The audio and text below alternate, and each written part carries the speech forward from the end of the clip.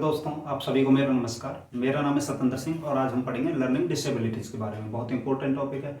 कोई भी टीचिंग का एग्जाम हो इसमें से क्वेश्चन जरूर आते हैं, ठीक है। तो सारे कॉन्सेप्ट क्लियर करेंगे इसके बारे में, कुछ भी आपसे छूटेगा नहीं। तो बहुत इंपॉर्टेंट टॉपिक है पेपर के पॉइंट ऑफ व्यू से भी और रियल लाइफ में भी। तो जानते हैं लर्निंग डिसेबिलिटीज़ होती क्या है। हिंदी में इसे बोलते हैं अधिगम अक्षमता। तो अधिगम क्या होता है? हमने लाइफ में जन्म से और मरने तक जो भी कुछ सीखा वो अधिगम है। तो अधिगम क्या हुआ? जो भी हम सीख रहे हैं, सीखना ही अधिगम है, ठीक है। तो सीखने के दौरान बहुत सारी कमियां होती हैं, बहुत सारे विकार आते हैं। विकार माने कमियां होती हैं हमारे अंदर, अक्षमताएं होती हैं, तो उनको ही बोलते हैं अधिगम अक्षमताएं। ये टॉपिक आपके लिए क्यों रखा है सिलेबस में? बहुत इंपॉर्टेंट है, लोग समझते नहीं है। आप क्या करेंगे, आपको पता है इसमें से 2 एक नंबर के क्वेश्चन जरूर आते हैं, कोई भी टीचिंग का एग्जाम हो, तो आप इनको रट के चले जाएंगे कि ये विकार उस वजह से हुआ, आपने जाके टिक लगा दिया, आपको उत्तर मिल गया, बस बात खत्म। उसके बाद आप गए, टीचर बने, बच्चों को पढ़ाया, बट यहीं तक काम हमारा खत्म नहीं हुआ। दिक्कत तो यही है कि हम जाके बच्चों को ये देख पाएं कि बच्चे के अंदर क्या कमियां हैं। ये टॉपिक इसलिए है कि हम पहचान पाएं कि किस बच्चे में क्या कमी है, ठीक है, और उसको हम कैसे सेटिस्फाई कर पाएंगे, उसका समाधान हम कैसे कर पाएंगे एज ए टीचर। तो आपकी जिम्मेदारी ये है। सिर्फ 2-3 नंबर के लिए चलो अच्छी बात है, आपको इसकी नॉलेज होनी चाहिए, बट नॉलेज का फायदा जब है जब हम उसका प्रयोग कर पाएं, ठीक है। तो आज हम सारी कमियों के बारे में पढ़ेंगे जो कि सीखने के दौरान बच्चे के अंदर कमियां पाई जाती हैं और जो बच्चे के सीखने में दिक्कत पैदा करते हैं, ठीक है। तो किस वजह से बच्चा सीखने में पिछड़ता है या कमी रह जाती है उसके अंदर, तो सारी क्षमताओं के बारे में जानेंगे, क्या क्या बच्चों के अंदर कमियां होती हैं और उनको पहचानेंगे और उनका समाधान करेंगे। तो जानते हैं लर्निंग डिसेबिलिटी जो वर्ड सबसे पहले यूज में आया वो किस साइकोलॉजिस्ट ने यूज किया, ठीक है।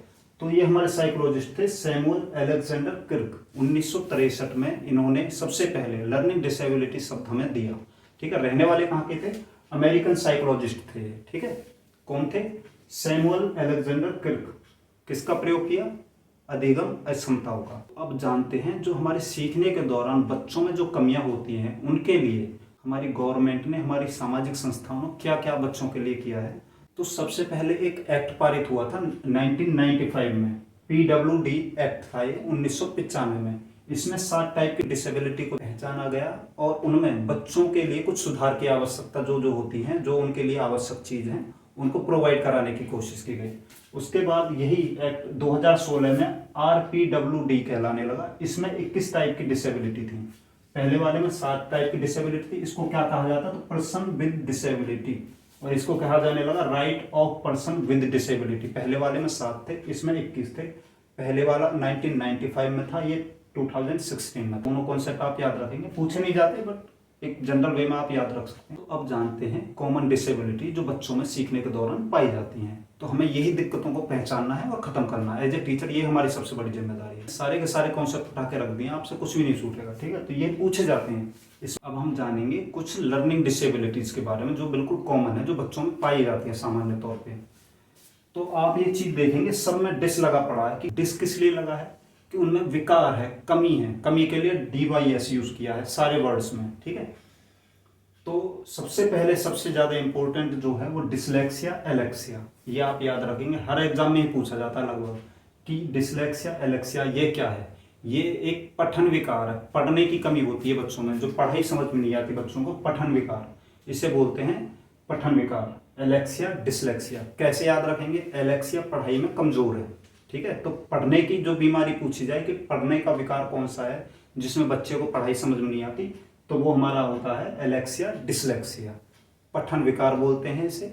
लर्निंग डिसेबिलिटी में सबसे ज्यादा इंपॉर्टेंट है ये, ठीक है। हर एग्जाम में ही पूछा जाता है। तो पूछा जाएगा आपसे कि पठन विकार क्या होता है, ये किस में आता है, पढ़ने की कमी कौन से विकार में आता है, तो वो आप बोलेंगे एलेक्सिया डिसलेक्सिया, ये याद रखेंगे आप। इसके बाद आ गया डिसग्राफिया। डिसग्राफिया, ठीक है, इसे बोलते हैं लेखन विकार, लिखने का विकार, लिखने में कमी आती है बच्चे में इसमें, ठीक है। जैसे कि बी को ए लिख देगा, ए को बी लिख देगा, बी और डी में डिफरेंस नहीं पता होगा, तो वर्ड में कंफ्यूजन, लिखने में राइटिंग अच्छी नहीं होगी, तो ये हमारे लेखन विकार होते हैं। अब इसको कैसे याद रखेंगे? जिसमें भी ग्राफिया वर्ड यूज हो रहा हो, ग्राफिया, आप देखते ही उत्तर लगा देना लेखन वाला, ठीक है, लेखन का विकार है उसमें। तो ग्राफ को हम प्रदर्शित करते हैं, कभी भी हम उस पर कुछ भी चीज बताते हैं, हम लिख के प्रदर्शित करते हैं ना, ये ऐसे हमने बता दिया, या कोई भी हमने ऐसे ऐसे करके बता दिया, तो हम लिख के ही तो बताते हैं। तो ग्राफ पे हम लिख के ही बताते हैं। तो ग्राफ से रिलेटेड जो चीज़ आ गई वहाँ पे हमने लिखने का काम किया, ठीक है। तो डिस्ग्राफिया से लिखने की कमी होती है बच्चे में। अब जानते हैं एक और इम्पोर्टेंट डिसेबिलिटी के बारे में, ये भी बहुत ज़्यादा पूछा जाता है, डिसकैलकुलिया, ठीक है। डिसकैलकुलिया ये आप याद रखेंगे। तो इसमें आप अगर नोटिस करें तो आपको इसमें कैलकुलेटर की साउंड आ रही है। कैलकुलेटर क्या काम करता है, ये कैलकुलेटर वर्ड से ही लिया गया है, ये वर्ड कैलकुलिया, ठीक है। तो कैलकुलेटर क्या काम करता है, हमारी गणना का काम करता है। उसमें हम कुछ भी माइनस प्लस कुछ भी करेंगे 2 मिनट में हमें बता देगा। तो कैलकुलेशन का काम करता है हमारे लिए। तो ये हमारा गणित का विकार हुआ। ये हम गणित में हम क्या करते हैं, कैलकुलेशन ही तो करते हैं। तो डिसकैलकुलिया हमारा गणितीय विकार हुआ। इसमें बच्चे को गणित की चीजें अच्छे से समझ नहीं आती, परसेंटेज माइनस प्लस कुछ भी मैथ उसको अच्छे से समझ नहीं आता। अब इसके बाद अफेंजिया डिस्फेंजिया, अफेंजिया डिस्फेंजिया ये भी याद रखेंगे आप। ये आपको देखे फेंजिया फेंजिया, ये आपको फ्रेंच टाइप के से वर्ड लग रहे होंगे, थोड़ा बोलने में दिक्कत आ रही होगी। तो ये ऐसे ही वर्ड हैं जिसको बोलने में दिक्कत आती है। मतलब ये जो बीमारी है ये बच्चों में पाई जाती है जिनको बोलने में दिक्कत होती है। तो मौखिक विकार हुआ ये कि बोलने में जो बच्चों को दिक्कत हो रही है वो इस बीमारी की वजह से होती है, अफेंजिया डिस्फेंजिया की वजह से। तो अब जानते हैं डिस्मोर्फिया, ये भी बहुत इंपॉर्टेंट है, ये भी पूछा जाता है। होता क्या है, मनोविकार भ्रम की स्थिति। हमारे दिमाग में बहुत सारी चीजें चल रही होती हैं, मैं पतला हो गया, मैं मोटा हो गया, वो छोटा है, ये लंबा है, ये ऐसा है वैसा है। ये अपने मन में ही बहुत सारी भ्रम की स्थिति चलती रहती है, ठीक है। हमारे दिमाग में चीज हम सोच कुछ और रहे हैं, कुछ और आ रही है, ये हमारे भ्रम होते हैं। तो ये भ्रम वाली जो स्थिति पैदा होती है वो हमारी कहाँ पे होती है, डिस्मोर्फिया, ठीक है। डिस्मोर्फिया आप याद रखेंगे, मनोविकार भ्रम की स्थिति होती है इसमें हमारे अंदर।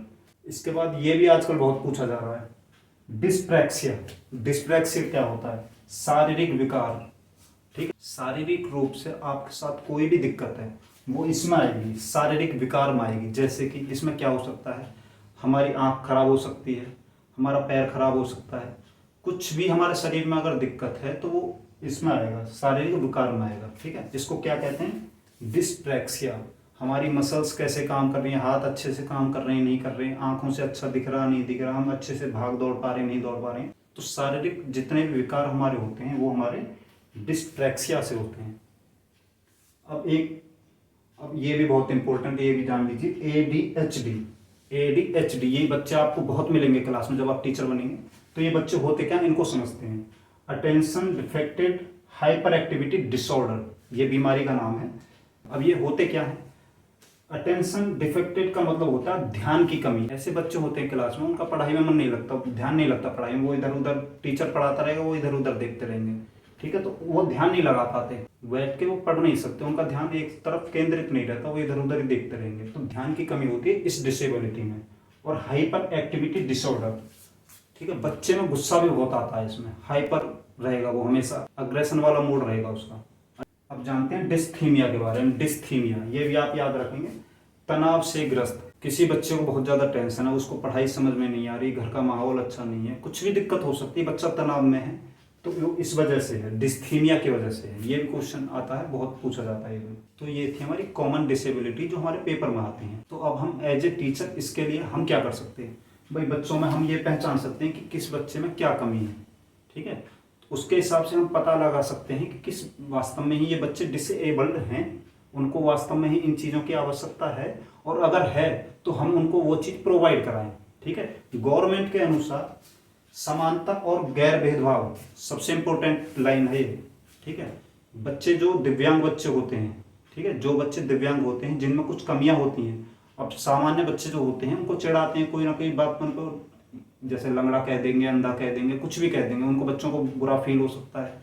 तो एज ए टीचर आप क्या करेंगे, सब बच्चों को समझाएंगे वो सब समान है, ये किसी के साथ भी कैसे भी नेचुरली हो सकता है, और उनमें जो भेदभाव की चीज़ होती है वो भेदभाव खत्म करेंगे, सबको समान रखेंगे, सब बराबर हैं, बच्चों को ये चीज़ फील कराएं आप, ठीक है। दूसरा, बुक्स TLM, जैसे आपके सामने कोई बच्चा है जिसकी आंखों में दिक्कत है, उसको दिखता नहीं है, तो उसके लिए आप उसकी तरह की बुक जैसे ब्रेल लिपि टाइप की हो गई, तो उसके लिए हम TLM यूज करेंगे, उनके ही तरीके की, जैसी चीज़ों से उनको समझ में आए हम वैसी चीज़ लगाएंगे। कहने का मतलब ये है, जो दिव्यांग बच्चे हैं उनकी आवश्यकता अनुसार उनको बुक और TLM मटेरियल प्रोवाइड करवाना एक टीचर का फर्ज है।